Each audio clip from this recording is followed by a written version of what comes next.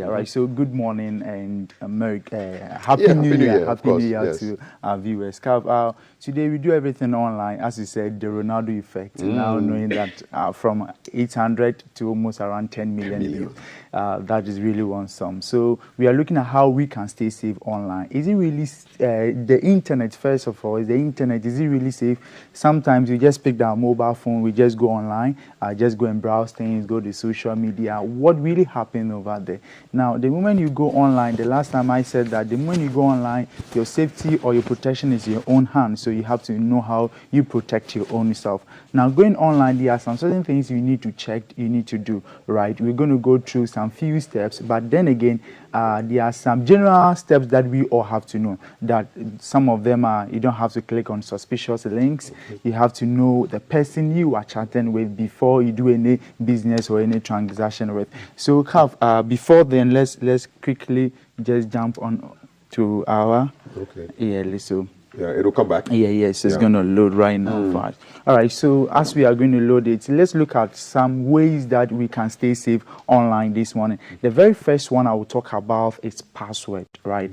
Before you go on any social platform or any site to do transaction or to log in to do buy and sell, we need to have an account, right? Now, having an account, there's something that protects you. That is password. The difference between Kafri's account and my account is not because the username is already known on the public, right? It's the password that differentiates between your account and my account, right? So sometimes we need to know that we have to set strong password. Now, most of us, we are living on the internet.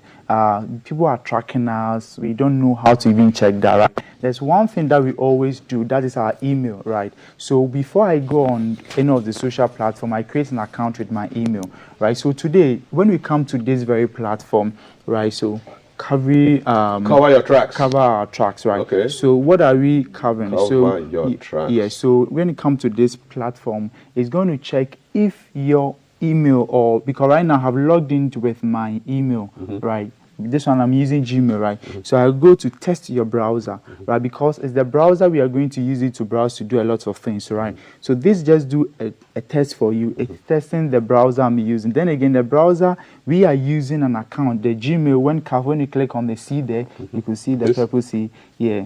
So you could see that I'm using CyberZone something Gmail, right? So that is what we are checking on to see if there is anything fishy. So this goes through a lot of process to check that. All right. So see here, there we have the test app. So they are giving us a test. Okay.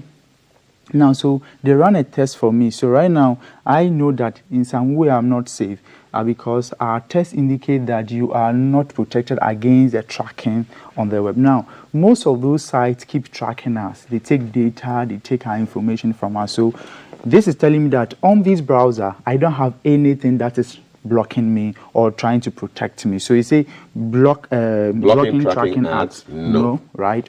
Blocking invisible trackers, no, right? Because then I'm just using a normal Chrome. So your browser is not blocking tracking ads. Yes. Your browser is not blocking invisible trackers. Yes. Okay. So this one, I should know that if there is someone trying to, track me, I'm not really safe from that side, right? So this just run a test for me to know what is really happening. Cover your tracks. Yeah, cover my tracks. So I think that this is one thing that we all have to inculcate or learn how to do it so that we all stay safe. Now, there's one great platform I'm going to talk about again. That is this platform. This morning, I wish that we all can go to this platform, haveibeenpawned.com. Right now, when we come to Have I Been Pawned, there are so many things we are coming to do here. Now, because we do a lot of things with our Gmail account, with our email account, we are going to check. You want the keypad? Yeah. Okay, so the keypad will come up soon. Yeah. So let's get the keypad so that David can type something. So that I can just quickly put up something there, right? So this platform, what would this platform do for you? Now, when it comes to Have I Been Pawned, Have I Been Pawned is a good platform that is going to check for you if any of your email or your numbers has been breached. When we say breached, we have a lot of platforms like LinkedIn that you say, oh, they have been hacked before. Their data has been known online. That's what we're talking about, breach. So this platform, okay, so I have it here. Now, okay, so here, magic. I can just put in, let me put in my email, right? So let me say VK, right? So this is my VK Cyber. VK Cyber GH, so at Gmail at gmail.com. And I see you can check phones also. Yes, please. You can even check your number to see if it has been pawned. Okay. All right. So here, then kindly. So there. So we're checking to see. When they say it's been pawned, it means what? That means that the information on such platform or email has been known online. Yes. So sometimes we say, oh, LinkedIn has been breached. That means the hackers have been able to take over personal data. Okay. So they have really posted it or thrown it on the internet, right? So you see here, there's a good news for me. Good. Good news, no pawnage found. Yes. No breach accounts and no paste. Subscribe to each. Okay. Yes. So I would also want to try another one. Let me try this one just short for you. Sample. So you can use your phone as well. You can use your phone. So guys, you can actually use this to check whether your email is being compromised. Have I been pawned is pwned.com. All right. Okay. So Labistral at Gmail. Yeah, Labistral at Gmail. Yes. So pawned. Let's see. Oh, pawned. All right. So see here, I want to show you if you have been pawned, what it really means here. Now see here, these are the reports. That means that I use this email in a Canva. Okay. Right, and they really they harvested data on their Canva. Wow. Right, so that means that my email was part of them. Right, so that means that this email, if I'm using it, I should know where I'm going to use this email and even try to change the password of this email. This is crazy. Right. So May 2019, it showed you what happened. Yes, what because happened. Canva suffered a data breach. Yes. And then the compromised data was your email addresses, geographic location, where you are, your name, your password, your username. Yeah. And then in late 2022, Deezer, the music streaming site, disclosed a data breach. And then the compromised data is date of birth, email address, gender, geographic location, IP address, names, spoken language, username. Now, what is the significance of say if somebody can compromise your date of birth, what does it mean? All right, so Calv, you see here, when you compromise my date of birth, we have ways that we can reset your password with date of birth. Right, so normally when you're creating an account, they ask of those personal information. Right, so if I know your date of birth, it's likely that I can use that to reset your password. Okay. Right. What about the email? It's very important. If someone knows your email, there's a lot of things that they can do. They can try to reset your password, try to really send you spam messages, try to send you phishing links on your email. That will really get your account. How about geographic location? I mean, if I'm at Kanda, why is that important to somebody who is trying to track me? Because now they know your whereabouts, right? They are able to see your movement, right? They're able to track you to know that no, this man is not in the house now. He has left town, or so we can go to the house to go and do anything. So the geographical location is very important. We shouldn't forget that our emails take our locations. These Google things, they really take our location, because when you go to your Google, we have a way. Even when your phone gets lost, there's a way you can use your Gmail to really track the phone. Those are when you allow the location to be tracking to track you. How about spoken languages? I mean, if I speak Ewe and French and Pidgin. Before we do everything about hacking, we have something called foreign information gathering, reconnaissance. We gather all those information to be used in attacking.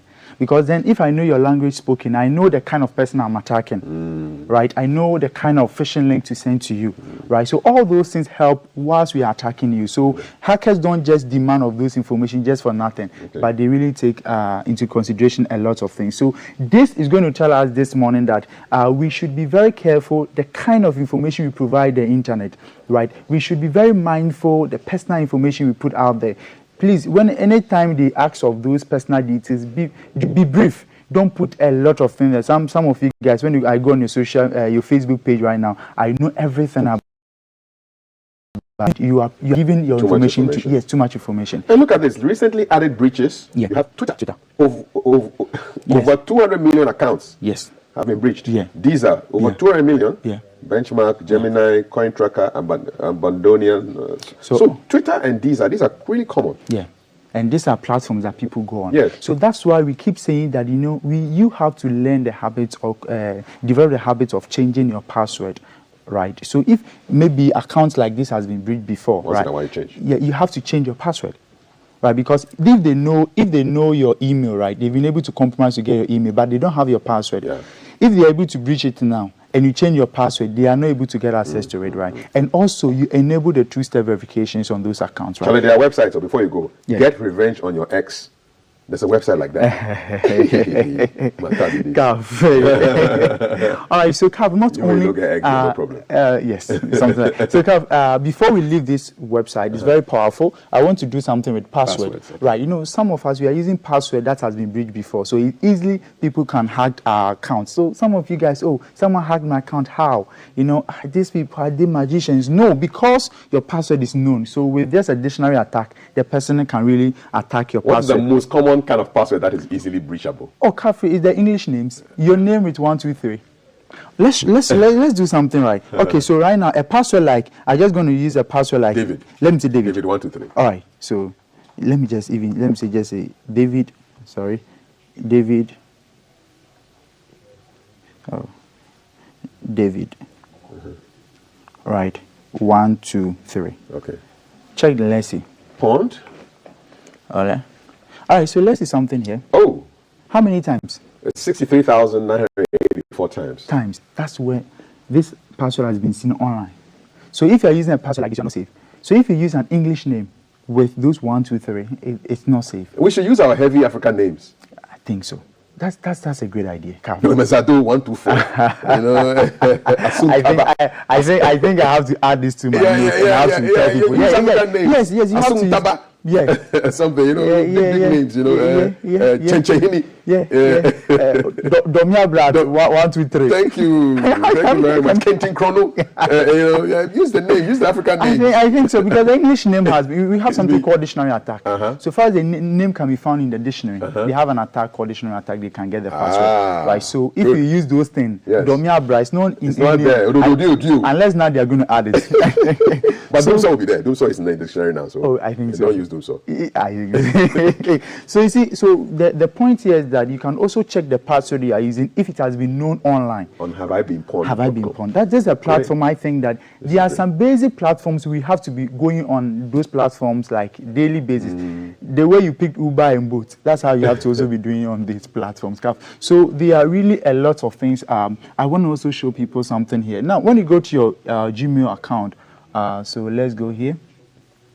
Now, when you go to your Gmail account, right, normally the sites are tracking us and we give them the permission, right? So you can go to, all right, so you see here. Now, if there's any site, the default is off.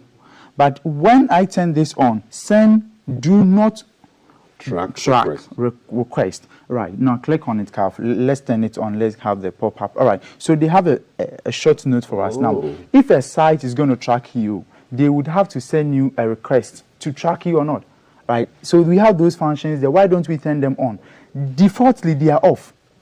So when you turn it on, it helps you. So that in case there's a site tracking you, you will get to know. So how do I get the when you go to your browser, Calf, if you see the 3 dots there, yes, I click it. You go there, right? Then you go to settings. Settings.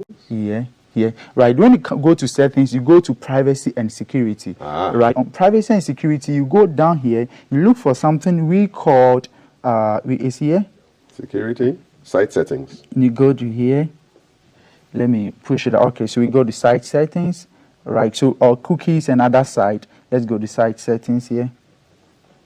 Let me go back. No, I will talk about this, but let me go back here to see here. Yeah. All right, here we are. All right, so this is where we are. Send do not track request. Right, so you go to cookies and other site. Anytime someone is trying to, or there's a site trying to track you online, you can really get to know or have those info coming through.